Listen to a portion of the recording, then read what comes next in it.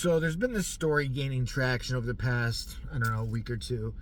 It kept being about a stabbing and a kid disemboweled. So, of course, I'm all in. I want to read about it. Because I just love disemboweling stories. I relate to it so much as to what happened to me when I was a kid. If you don't know about that story, go look it up, or Eric can link it somewhere below in the comments. I don't know where it is. But anyway, in Wisconsin, in a place known as Apple River, which just sounds wholesome and peachy, a bunch of kids were tubing, just cutting loose, winding down. And I think it was like 5 guys. And they were all seemed to be between the ages of like 16-ish to like maybe one was 21. I don't know. But they were all in that, asshole age range. So you already know that everything is their fault. I'm telling you right now. I don't care. 5 nuns could have come up to them, started beating them with baseball bats, spitting on them, and then lighting them all on fire individually. I guarantee you somehow it would be their fault. You know how I know? Because I've been a 17, 18-year-old, 19-year-old, 20, 21-year-old guy. We're assholes. We act the ass when we're alone. When we get together, it's even worse. All right. So, they're tubing, because that's always sounded so stupid to me. I know it is fun. It looks like it could be fun, like, going down the river lazily in a tube. But just the idea of tubing, tubing doesn't sound right. Tubing sounds like some kind of gay sex act. Carl and Roy last night at Club Manscaped, they were tubing the crap out of each other. Did you see that? I can't believe somebody could tube so much. It just didn't sound right, like drifting or something like, well, anyway. So these kids were out there, and they were already, let's get this straight, piss drunk and high as a fuck. But okay, that doesn't matter. They can do what they want to. They're not driving or operating machinery. Although, how are they getting home? I'm asking myself. But whatever. Down the river, maybe it would wear off by the time they were doing whatever else. So now here's where things get weird. There's a guy snorkeling, a European guy, an older guy, like 54, and I'm gonna call him. I keep forgetting his real name, so I'm gonna call him Yogov Smirnov. I don't know. That's the only thing I can think. That's what I think of when I look at him. I'll be honest. Whenever I look at him, I'm like, oh, it's Yakov Smirnov. What's going on from the Yakov Smirnov case? So Yakov was sitting there, and he's snorkeling, whatever. And for some reason, they intersect, and it's very unclear as to why they intersect. From what I've seen, I have seen the whole videotape. From what I've seen, they're already in by the time they get their phones on, because of course, they have to have their phones on. Because that de-escalates the situation so much. I swear to God, if you're irritated and you're having a hard time, somebody coming up to you going, bro, get out of here. Get it, bro. Get out of here. You better get out of here. You're stupid. You're dumb. That's going to make you go, you know what? You're right. I don't know why I didn't think of it that way before. Namaste. You're just going to walk away with a newfound religion and a newfound look on life.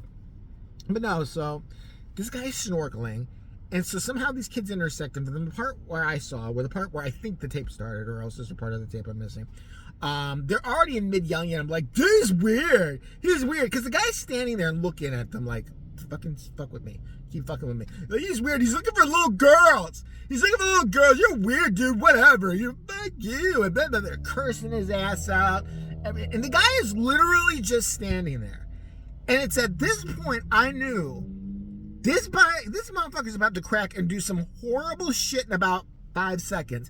Because he had that look that somebody gets when they've been pushed too far. I have no other way to say it. It's just like when they've just been fucked with, and they go into that mode where they're trying not to, but they're about. So he's just standing there.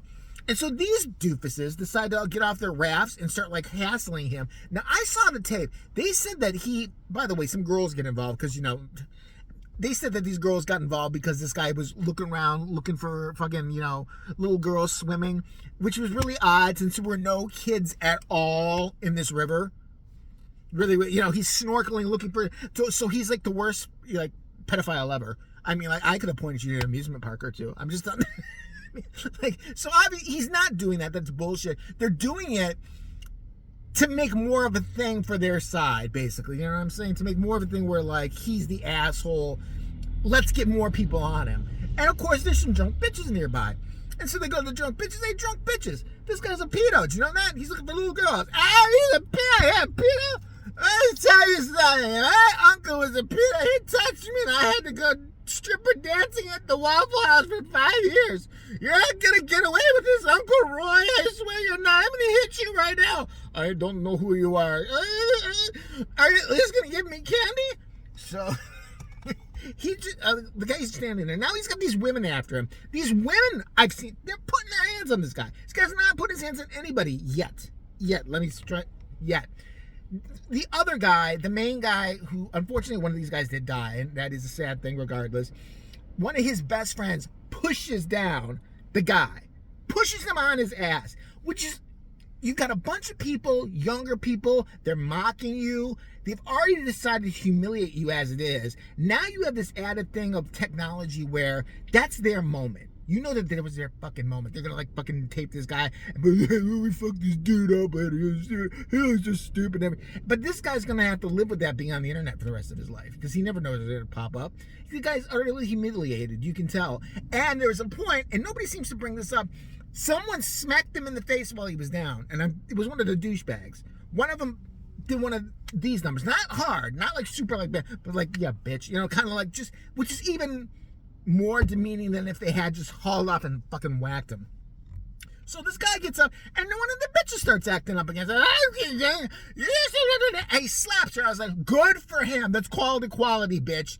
That's exactly what you're fighting for. Isn't it funny how in feminism, equality only suits them up to a certain point? They want the same pay. They want the same treatment as a man. Well, guess what, bitch? You just got the same treatment as a guy. This guy got in my face and did that shit. I'd smack him too. So congratulations. Go march now. So they're doing all this shit, and he finally loses it. He just pulls his knife out, and he stabs one dude. He like fucking, because he just sliced the guy's guts out, whatever.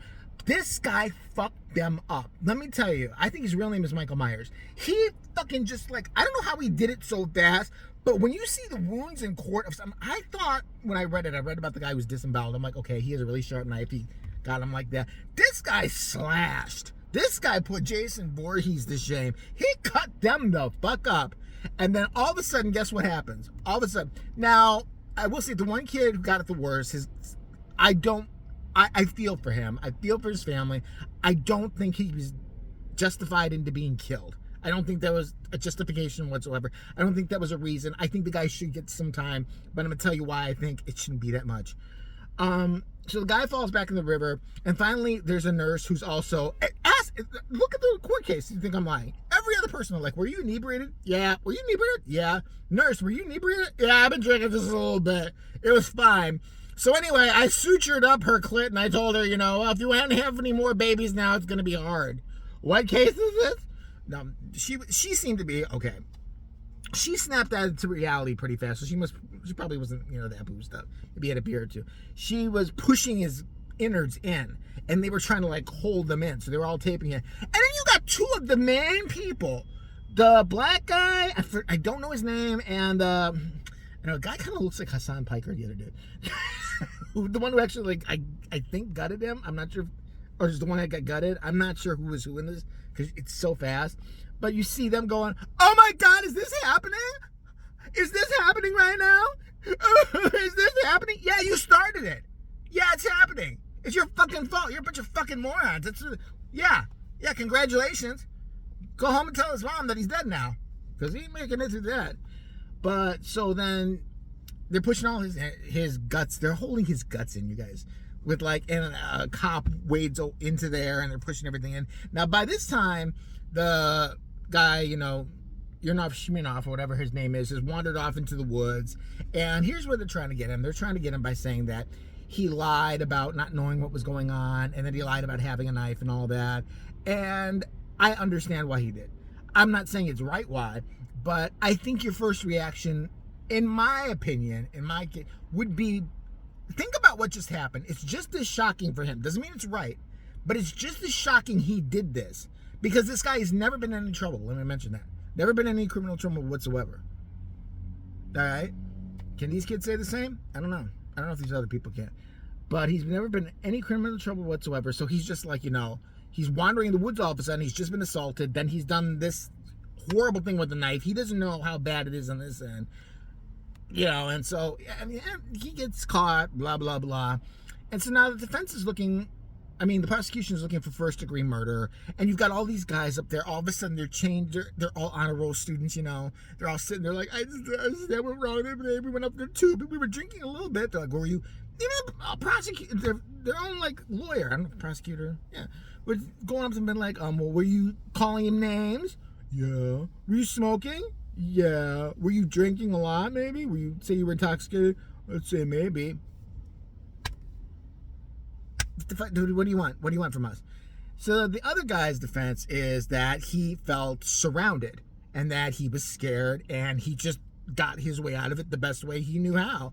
And I completely and totally believe him. And then you got these little internet little pussies, and I don't want to hear about you, from any of you who said this. Well, he should have walked away. If he yelled at you, you should walk away. Really?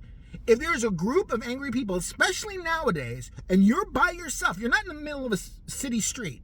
You're by yourself in this like remoted kind of area, and a group of people are attacking you, and they're kind of already in a lynch mob mode. You feel safe turning your back to them? Because I sure as fuck wouldn't. It wouldn't be me. I'm telling you right now, it wouldn't be me at all. I'd be sitting there watching them and shit. Am I saying I'm going to stab them? No, but I'm saying a hand or two would be thrown. That's all I'm saying. I'm probably not going to make out of it, but I'm not going out like a punk. So this guy, he is now on trial for basically his life for doing what he did to this kid. So how do you reconcile all this? Not basically, these kids weren't looking for trouble. And in my opinion, and you can disagree if you want to, they got it. Did they get what they deserved? No. I don't think they deserved to be cut the fuck up. And I don't think any of them deserved to die from what happened. I think the guy lost it. I think the guy snapped. I think the guy should get some kind of time. But I honestly think, what's good is prison going to do him? He's never done anything wrong in his life before, apparently. He's never had to serve in prison. I don't know what that's not going to make him a better citizen. And quite frankly, I think this guy was scared. I think this guy was humiliated, scared, victimized in his own way. And I think if I was on the jury or I was the judge trying to decide this case, I would give him maybe 2 years house arrest and maybe some probation after that. Because honestly, I mean, this guy's got to live with this for the rest of his life. And I don't think he's a walking, talking psychopath who just goes around stabbing people. Because if he had been, he would have been doing it for years. So, yeah, I just had to sound off of that because I got so tired of seeing every single one of these fuckers as a victim. Every witness that came up there, I just couldn't believe it. The children, they were saying he was trying to touch girls, and I couldn't believe he was trying to touch girls, even though there were no girls around. That's really weird. The way they framed the case, right from the go, I was ready to lynch this guy, which showed me exactly why he was right to be worried. If I'm ready to get this guy just by hearing the first few snippets of the case, and I'm like, oh, motherfucker, let's go, and then I hear the rest, that's what leads to what happens that day.